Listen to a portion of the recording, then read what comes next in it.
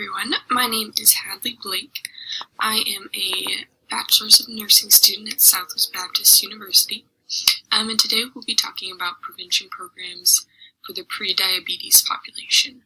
This is a literature review summary, and we'll be focusing on which lifestyle modifications compared to the client's baseline have the most significant effects at preventing the progression of the disease.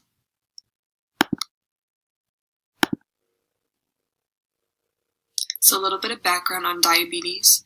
Diabetes is a chronic disease, and it affects the way that your body uses its sugar, and it can lead to serious health complications like heart disease, vision loss, and kidney disease. It affects 29 million Americans. Prediabetes affects 86 million Americans. Prediabetes is the precursor for diabetes, so once you get prediabetes, you're at an increased risk for getting diabetes. So that's the kind of purpose of this literature review, is to look at the lifestyle modifications and the prevention methods that could slow the effects of prediabetes progressing to diabetes.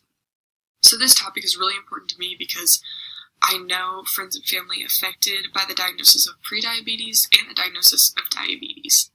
And I just know that when they are going by the program they have set in place, when they're following the guidelines, they are living a much better quality of life than when they're not. So for the public, this is important because we probably all know someone that's affected by this disease. There's 29 million Americans who have diabetes.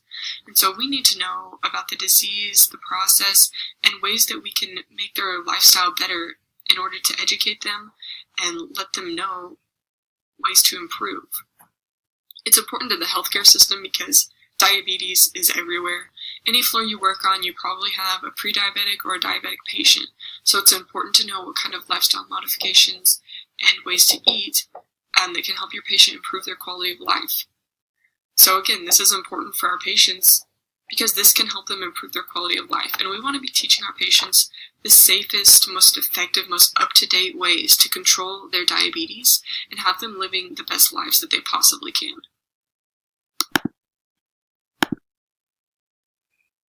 For my PICOT statement, I wanted to further investigate pre-diabetic clients and the type of lifestyle modification compared to their baseline that had the most significant effects on slowing or preventing the progression of the disease over a 4-month period.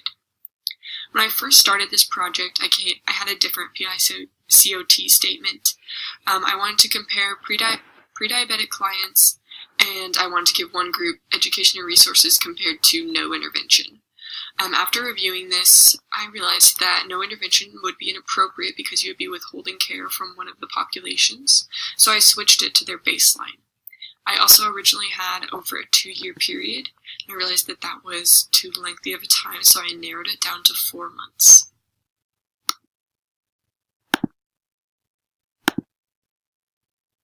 In searching for articles for my literature review, I accessed the CINAHL database through Southwest Baptist University's libraries. I used the following terms to narrow down my search. I searched prediabetes and education and prevention. This gave me 944 articles. I was then able to narrow my search down even further using limiters. I limited to only full text. It had to be written between 2012 and 2018, and it had to be an academic journal. I then had 315 articles to look through.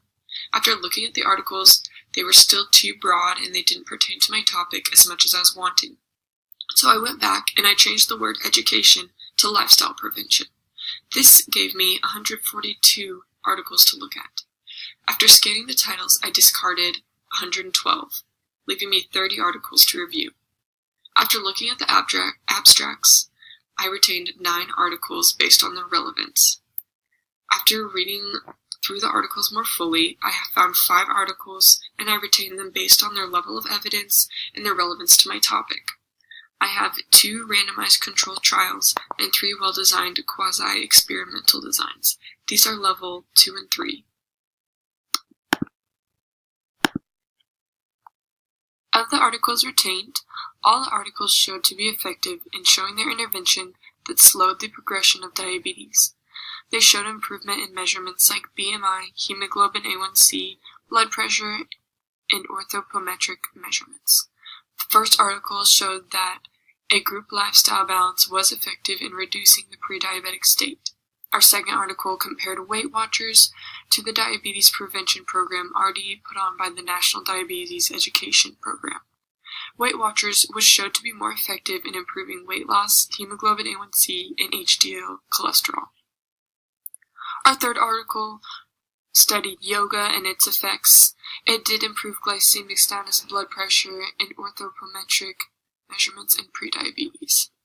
Traditional Thai food was also shown to improve triglycerides, BMI, and body mass index in women with prediabetes. Our last article studied the implementation of the diabetes risk score during a 12-week program, and it showed that it may promote adherence to the program, which was a problem throughout these studies, was adherence to the program in the training regimen. One of the major inconsistencies throughout the review summary was the control group. My PICOT statement compared the intervention to the client's baseline. In our first article, we looked at yoga and its effects on prediabetes. The control group was just waitlisted. In the next article, Weight Watchers was compared to a traditional program. The control group was the group of people that did the program called Your Game Plan to Prevent Type 2 Diabetes. In our group lifestyle balance program, the control group was the participants' baseline. In our article that looked at the effects of risk score, the control group was the group that did not receive their risk score throughout their 12-week program. In our article that looked at the effects of traditional Thai food and walking, the control group was just the client's usual care. Another inconsistency would be that not all of the articles looked at the prevention program itself.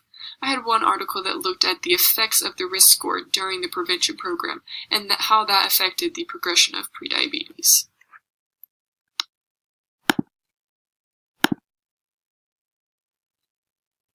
After reviewing the articles did contain gaps. In the study that talked about the group lifestyle program, only 52% of the participants completed the study. In the program that compared Weight Watchers to the traditional program, the intervention group had higher socioeconomic status and educational status than our control group. In the article that talked about yoga, preventing the progression of prediabetes, the control group was waitlisted.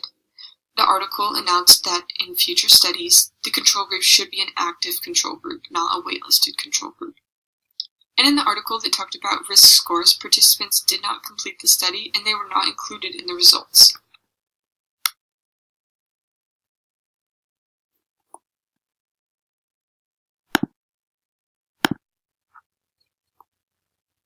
There were also limitations noted after the reviews of all the articles.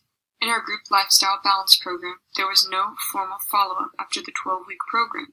Therefore, the results only reflect the outcomes at the time of the program completion. In our article that talked about Weight Watchers compared to the traditional program, the majority of the sample were only women. In our article that looked at the effects of yoga on prediabetes, the sample size was too small to be able to generalize. In future, they would need to redo the study and use a larger sample size. In our study that looked at Thai women eating traditional Taiwan food and walking 30 minutes a day, this sample was only Thai women.